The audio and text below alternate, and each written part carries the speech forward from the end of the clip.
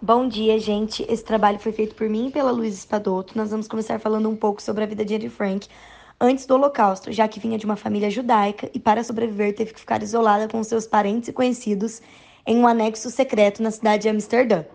Antes, Anne vivia com sua família, ou seja, com sua irmã mais velha Margot, sua mãe Edith e seu pai Otto, e frequentava a escola, tinha amigos, igualmente as crianças da época.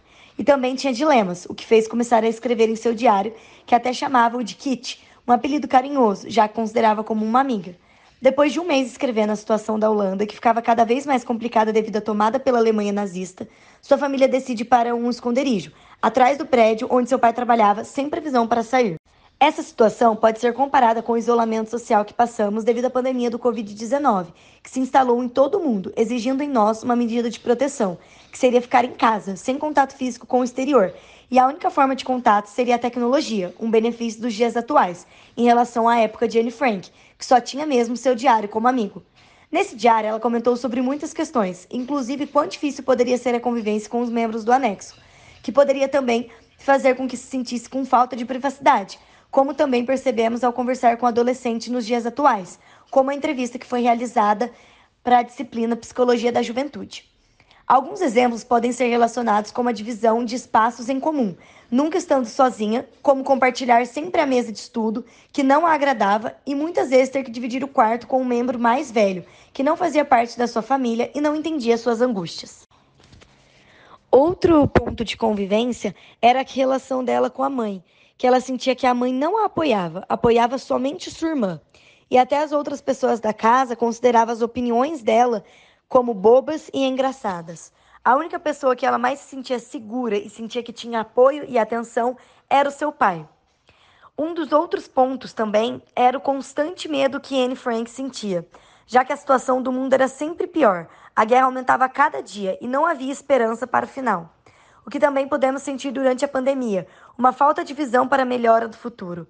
Para Anne, ela se sentia melhor indo para a cama dos pais, principalmente quando ouvia barulhos estrondosos de bombas ou coisas do tipo.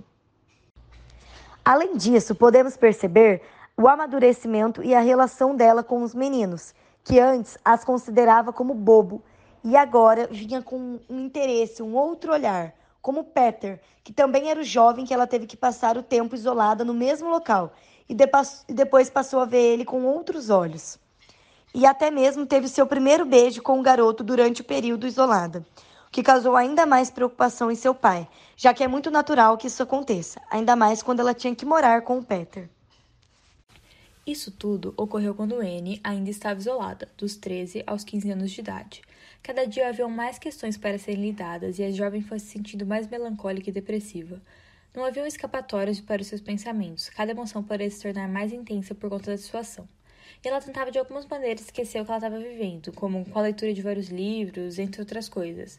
Mas essas distrações não pareciam suficientes. Sua crença era que para os adultos aquilo era muito mais fácil do que para eles, os adolescentes, porque os adultos já teriam uma opinião formada sobre tudo e seriam seguros de si e de seus atos, enquanto para os jovens poderia ser o exato oposto. É 2 vezes mais difícil sustentar opiniões em uma época que seus ideais são destruídos e quando todo mundo duvida da verdade, da justiça e de Deus. Já que era um período pessimista, difícil de ser enfrentado. Havia muita morte e angústia. Enfim, como se tratava de um diário, Anne relatou suas angústias perante as situações que enfrentava no dia a dia, sendo uma adolescente comum em uma situação tão caótica e triste, que para prevenir sua vida e a vida de sua família, teve que se isolar do mundo em que estava acostumada, para ficar num anexo de um prédio, num lugar pequeno que era obrigada a dividir com outras pessoas. Em outras proporções, claro, pode se relacionar com o que a gente viveu nesses tempos. As pessoas jovens como ele tiveram que ficar em casa e lidar com um dos períodos em que a transformação é vivida mais intensamente e mais perceptivelmente da vida, a adolescência. A situação no mundo afora era caótica e causava ansiedade, e o constante medo da morte é presente. Para evitá-la, o único modo é se resguardar dentro de casa.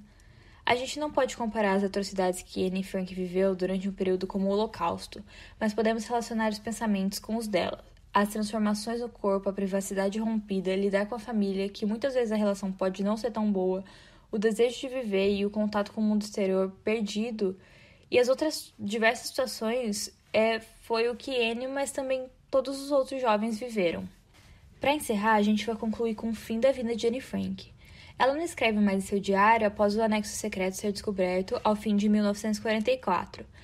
Não sabe se foi delatado por alguém anonimamente ou se o local foi descoberto ao acaso, mas ela e sua família foram encaminhados para campos de concentração diferentes e no ano seguinte, poucos meses antes do fim do Holocausto, uma epidemia de tifo atingiu o campo de Bergen-Belsen e matou Anne e sua irmã Margot.